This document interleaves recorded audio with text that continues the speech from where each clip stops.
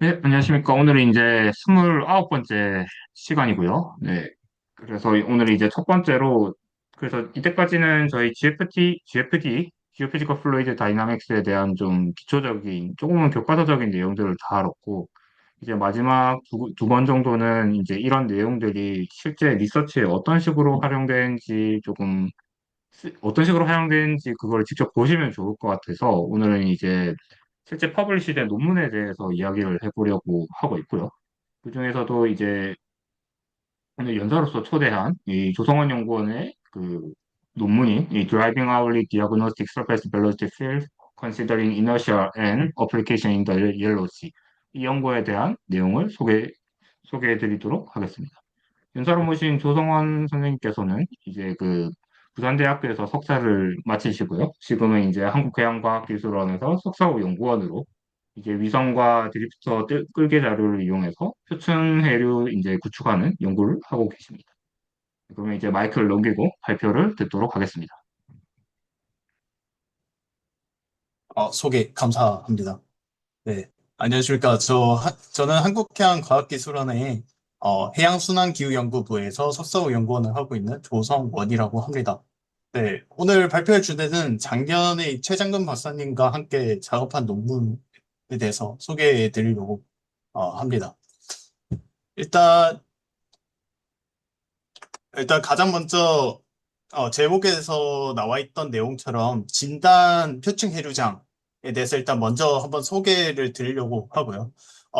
이 진단 해류장의 대표적인 예시로 두 가지가 있는데, 오스카, 나사에서 제공을 하고 있는 오스카 해류랑 그리고 ESA에서 제공하고 있는 글로브 커런트 이 두 가지가 이제 대표적인 진단 해류장입니다. 그래서 이 두 가지 해류장의 이제 공통적인 특징은 이제 위성 관측이나 이제 바람, 위드 포싱을 이용을 해서 표층 순환이 어떻게 이루어지고 있는지를 어, 어, 해류장을 재구축을 통해서 진행을 하고 있고요.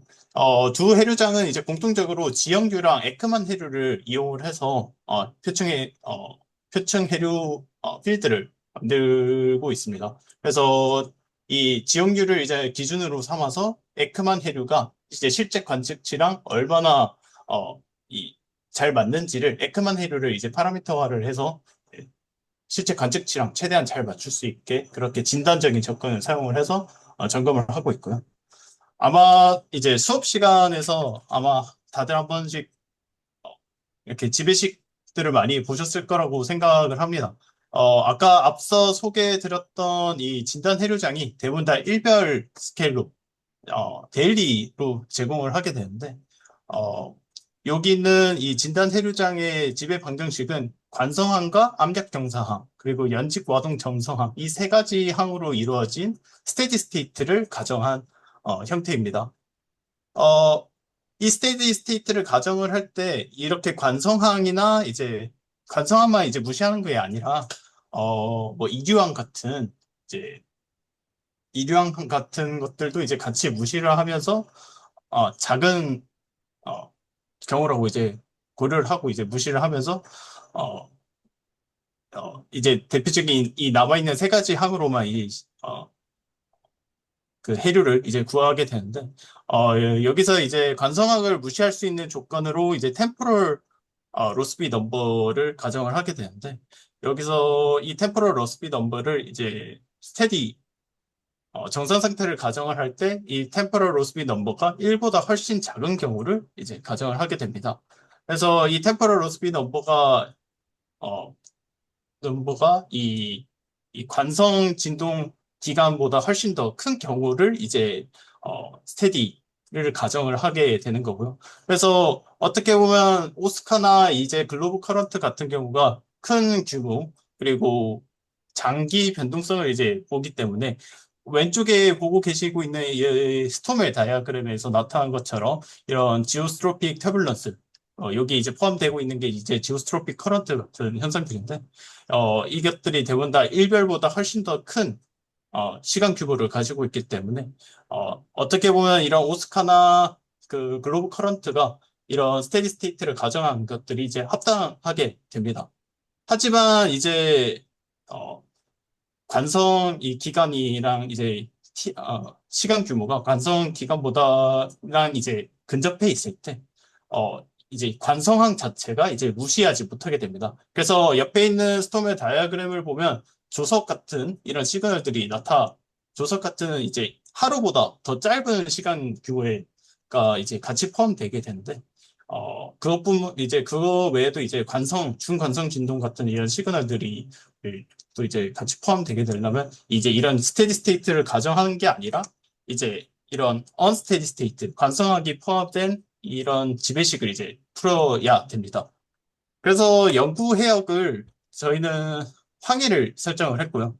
황해를 설정한 이유는 일단 어, 얕은 수심의 해역이기도 하고요. 그리고 대표적으로 두 가지 이제 로우 프리퀀시 폴싱도 있고 하이 프리퀀시 폴싱 두 가지가 같이 존재하기 때문에 로우 프리퀀시로는 이제 황해 자체가 몬순 계절풍이 우세한 도시기도 하고 또 남쪽에서 이제 크루시어 해류가 유입되는 어, 연구 해역이기도 하고요. 그리고 여러분들도 다 아시겠지만, 그, 조석같이 M2나 S2 같은 반일주조 같은 조석 성분들이 강한 해역이기도 하고, 또 중간선 진동도 나타나고 있는 해역입니다. 그래서 이런 거를 토대로 봤을 때, 이 황해라는 환경 자체가, 어, 이렇게 언스테디 스테이트를 가정한 지배식에 대한 그 솔루션을 적용해보기 제일 적합한 연구 해역이라고 생각을 했었습니다.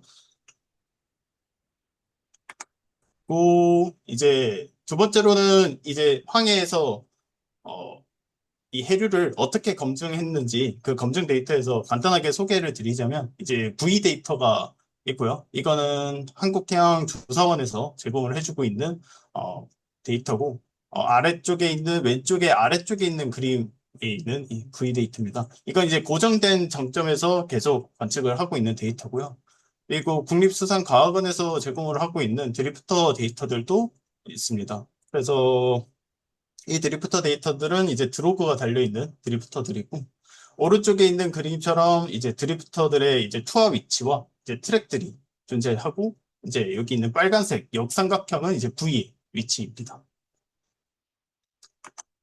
그리고 이제 인풋으로 이제 사용을 하고 있는 데이터들인데요. 일단 가장 먼저 설명드릴 거는 이제 고도계 위성 데이터.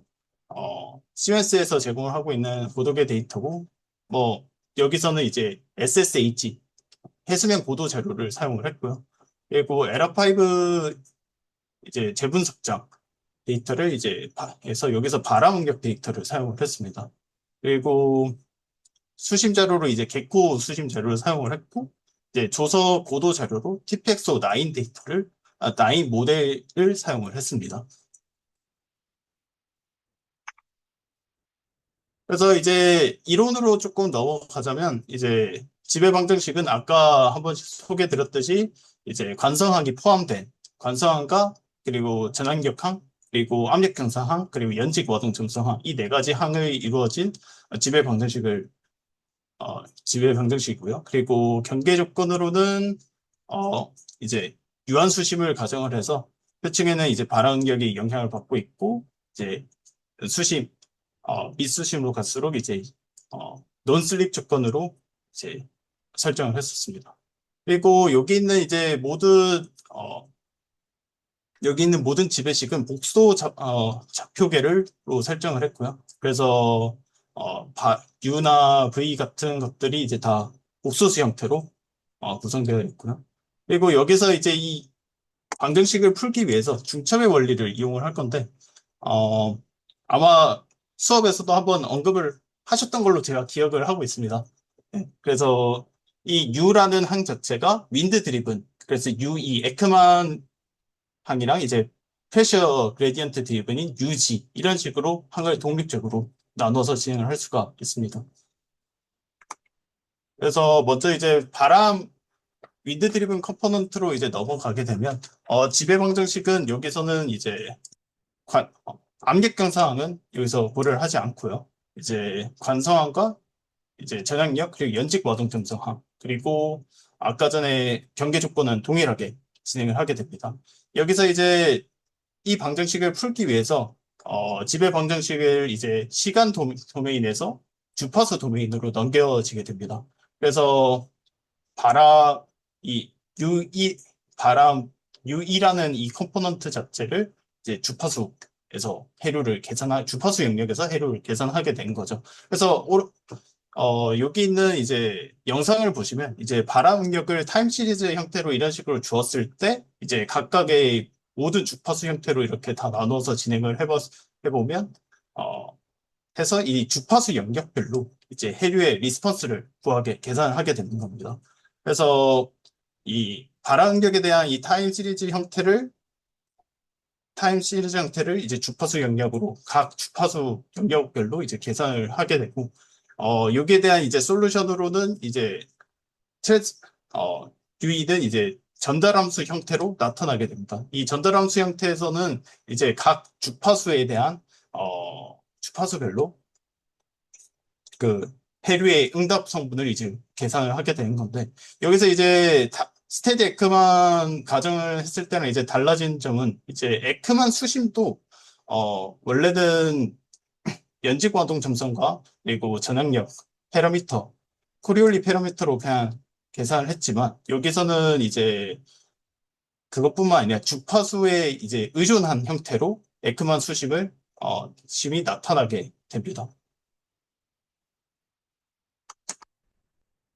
다음으로는 이제 압력경사에 대한 이제 성분에 대해서 말씀드리려고 하는데요.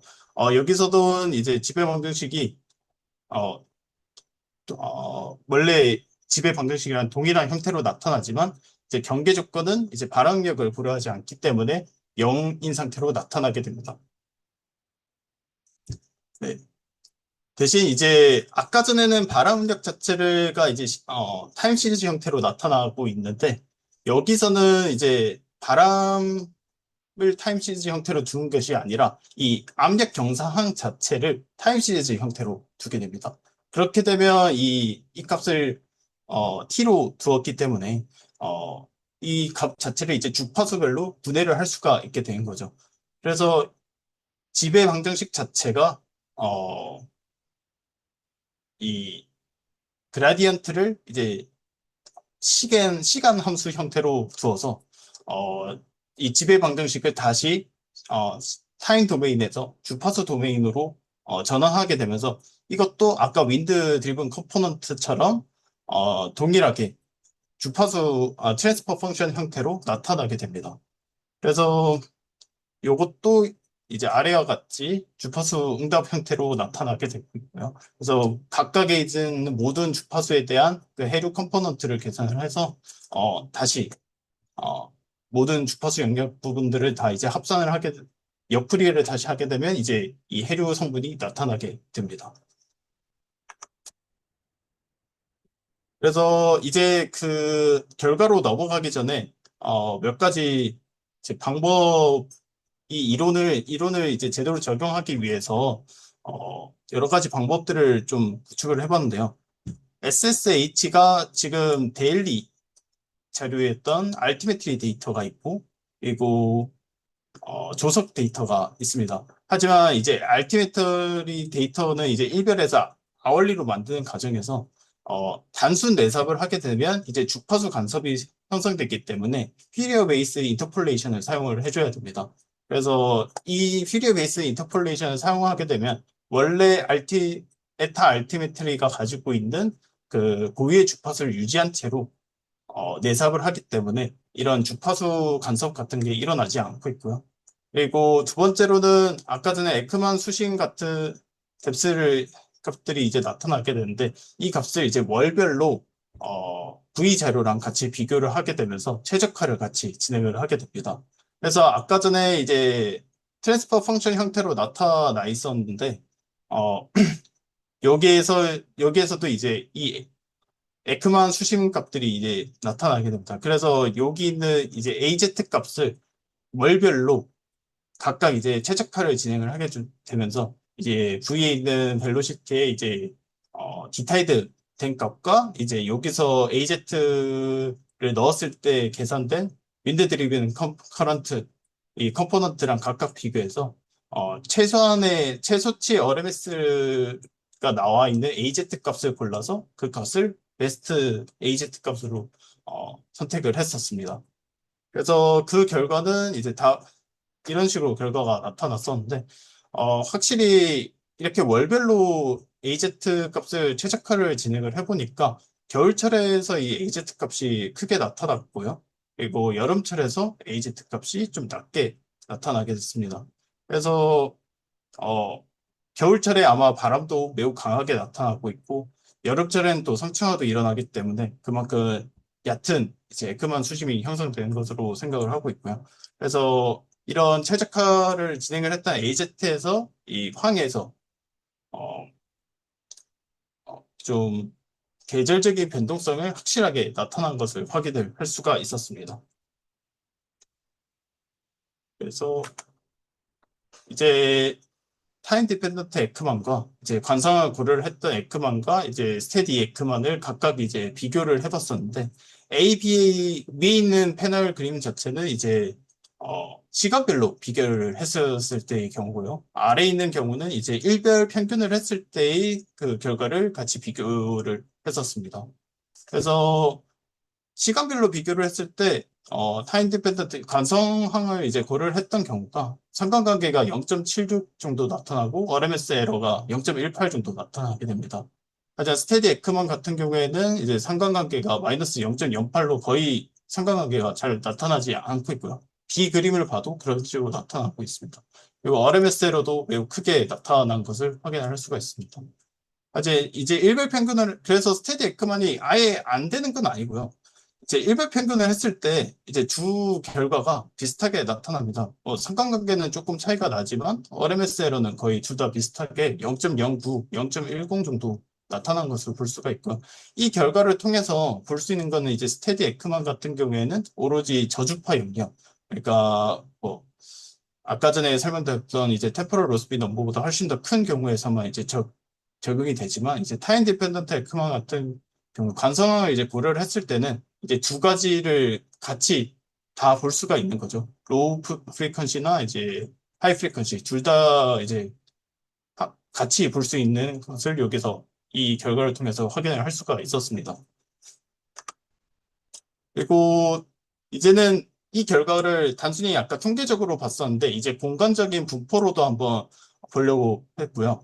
이제 베리언스 엘립스라는 분산 타원들을 이용을 해서 공간적으로 이 타임 디펜던트나 이제 스테디 스테이트를 가정을 했을 때 어떤 식으로 차이가 나타나는지를 살펴봤습니다. 이 엘립스의 이 방향은 이제 어, 해류의 변동성이 가장 지배적인 방향 성분을 나타내고 있고요. 그리고 장축과 단축은 이제 유속의 분산의 크기나 이제 분산성을 보여주고 있습니다. 그래서 이제 스테디랑 이제 타임 디펜던트 관성을 고려했던 것들을 이제 같이 비교를 해봤을 때 스테디가 이제 파란색 원 타원도를 나타낸 거고요. 타임 디펜던트는 이제 빨간색 점선으로 나타낸 겁니다. 그래서 그림으로 봤듯이 엘립스 그 타원도의 그 크기나 이 방향이 스테디에서는 잘 나타나지 않는 것을 볼 수가 있고, 타임 디펜던트 같은 경우에는 이제 실제 관측치인 검정색 전선이랑 좀 유사하게 나타난 것을 볼 수가 있습니다. 그래서 요 그림을 통해서 스테디가 확실하게 이런 해류의 변동성이나 이런 것들을 제대로 잡지 못하는 반면에 이런 타임 디펜던트 같은 경우에는 해류의 그 변동성의 주 방향이나 이런 것들을 확실히 잡아가는 것을 볼 수가 있고요. 그리고 이 그림 자체에서 좀 볼 수 있는 게 M2 분조랑 매우 유사하게 그림이 나타나고 있습니다. 그래서 이 베리언스 엘립스를 통해서도 이 조석이 이 우세한 것을 확실히 확인할 수가 있는데, 이 그림을 이제 이 구성을 이제 테일러 다이어그램으로 한번 확인을 해봤습니다. 그래서 이제 여기 A, B는 각각 이제 동서 방향의 유속이랑 이제 남북 방향의 유속을 이제 테일러 다이어그램으로 각각 나타낸 건데요. 그래서 파란색 성분들은 이제 스테디 에크만을 가정을 했을 때고, 주황색 부분은 이제 타임 디펜던트 관성항을 고려했을 때의 그 성분을 나타낸 것입니다. 그래서 여기서 이제 제일 우세한 동그라미 같은, 죄송합니다. 여기서 빨간색 삼각형, 이제 프레셔 그레디언트 성분이 가장 여기서 해류 성분에서 가장 지배적인 성분으로 나타나는데 이 빨간색 이 성분 자체를 이제 T타이드를 돌렸을 때 역삼각형인 U타이드 값을 구했을 때 이 프레셔 그레디언트에서랑 이제 U타이드가 거의 차이 없는 것을 확인을 할 수가 있습니다. 이 결과를 통해 이 그림을 있는 값을 통해서 여기서 이제 황해에서 제일 지배적인 성분이 여기서는 조석이라는 성분이라는 것을 알 수가 있었고요. 하지만 이제 이건 어디까지나 일별 관점에서만 본 겁니다. 그래서 이제, 아, 시간별 관점에서 본 거고, 여기 이제 일별 관점에서 보면 확실히 달라지는데요. 당연히 이제 일별 평균을 하면 조석은 뭐 회전하는 성분이기 때문에 그만큼, 어, 그, 일별로 이제 평균을 하게 되면 0에 가까워지게 되니까 그만큼의 기여도가 좀 낮아지지만, 어, 여기서 이제 일별 평균을 하게 되면 에크만이, 아까 전에 아울리에서는 엄청 크게 나타나진 않았었지만, 오히려 일별 평균을 하게 되면서 상관 얼값이 확실히 증가하는 것을 볼 수가 있었습니다. 그래서 이 황해라는 해역 자체가 일별 하이 프리퀀시에서는 확실히 조석이 우세한 건 맞지만 이제 로우 프리퀀시 관점에서 봤을 때는 이제 지역류뿐만 아니라 에크먼 커런트가 이런 로우 프리퀀시에 영향을 꽤 주는 것으로 볼 수가 있었습니다. 그리고 이제 태풍에 의해서 발생되는 이제 중간성 진동들을 살펴볼 건데요. 이건 이제 태풍 찬투, 2021년에 나타났었던 태풍 찬투가 그 V를 지나갔을 때, 어, 비교했던 그 결과입니다. 이 태풍 찬투가 서브트로피칼 스톰으로 이제 변했을 때, 그때 대략 그 바람 크기가 29m/s 정도가 나타났고요. A, B 그림은 이제 그 당시에 있는 지나갔을 때 그 바람력의 크기, 시계열을 나타내고 있습니다. 그래서 이 바람력을 통해서 이렇게 강한 펄터베이션이 일어났을 때 이제 해류의 반응이 어떻게 나타나는지를 살펴봤고요. 그래서 CD 그림 자체는 이제 빨간색은 이제 타임 디펜던트 에크만이고 이제 파란 대시선 같은 경우에는 이제 그 스테디 에크만을 나타낸 것입니다. 확실히 여기서도 이제 해류에 그 태풍이 일어났을 때 유에서 나타나는 그 반응이랑 이제 그 태풍이 일어났을 때 해류의 응답이 스테디랑 타임 디펜던트에서 조금 차이가 나타난 것을 볼 수 있습니다. V에서는 좀 유사하게 나타났었거든요. 파란색 음력이 나타난 해역에서. 하지만 어, 이 동서방향 유속에서는 그 부분이 잘 나타나지 않는 것을 볼 수가 있었습니다. 이런 부분들이 이제 조석을 이제 제거를 했을 때 더 크게 나타나는데, 이제 여기서 이제 스테디 에크만 같은 경우에는 그냥 태풍이 일어났을 때 그냥 잠깐 시그널이 나타나는 반면에 이제 타임 디펜던트 에크만 같은 경우에는 이제 관성 진동이 확실히 형성된 것을 확인할 수가 있었습니다. 근데 여기서 이제 관성 진동이 그냥 계속 생기는 것이 아니라 점점 감쇄하는 모습을 보여주고 있는데요. 저희가 저- 그 여기에 대한 이제 아날리틱한 솔루션도 이제 구할 수가 있었는데 이제 이렇게 큰 펄터베이션이 생겼을 때 거기에 대한 이제 어 그 발생하는 이제 잠시만 관성 진동에 대한 그 시그널을 이렇게 UI 형태로 나타낼 수가 있습니다. 그래서 여기서 E-IFT랑 E-감마 NT 값이 나타나는데 여기서 E-IFT 같은 경우에는 이제 관성 진동의 시그널들이고요. 그리고 E-감마 NT 같은 경우에는 이제 그 관성 진동이 감쇄하는 신호를 나타내고 있습니다. 이 감마 N 자체가 이제 연지과동 점성과 이제 KN 값, 이제 그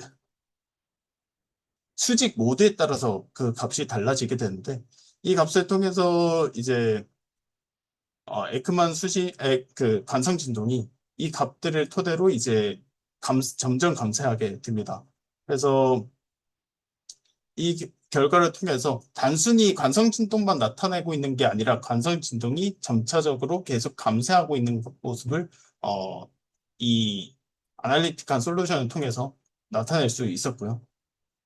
그래서 이제 이 값들을 이제 V에 있는 유속에 있는 그 스펙트럼을 같이 한번 비교를 해봤었는데 A 그림이 이제 V에 있는 유속 스펙트럼이고 B는 이제 저희가 타임 디펜던트 에크만으로 구했던 이제 V 유속 스펙트럼입니다.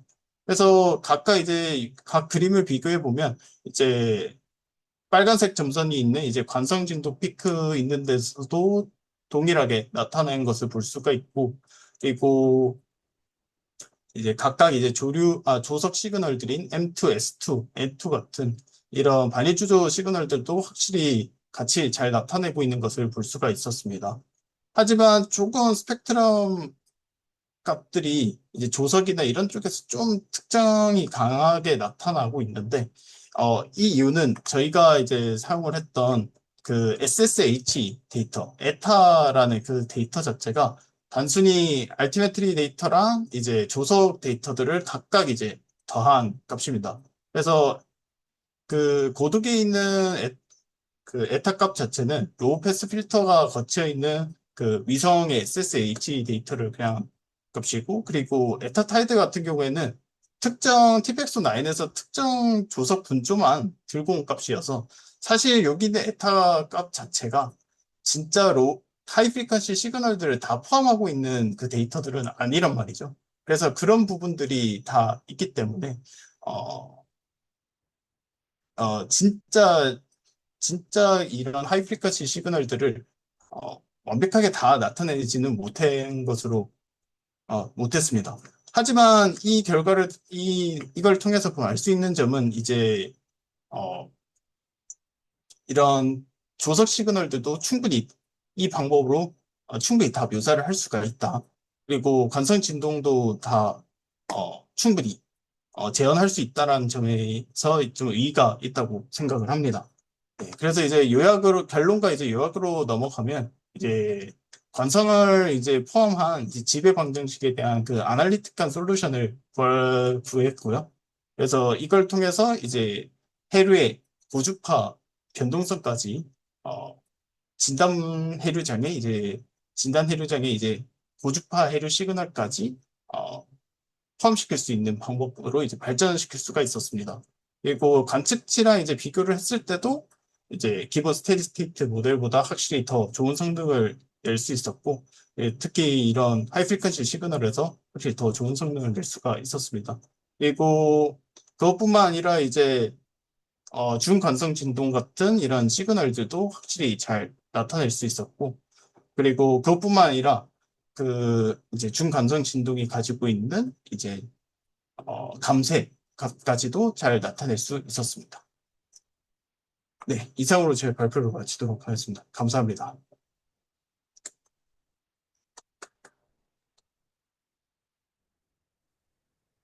발표 감사드리고요. 다시 한번. 네. 네.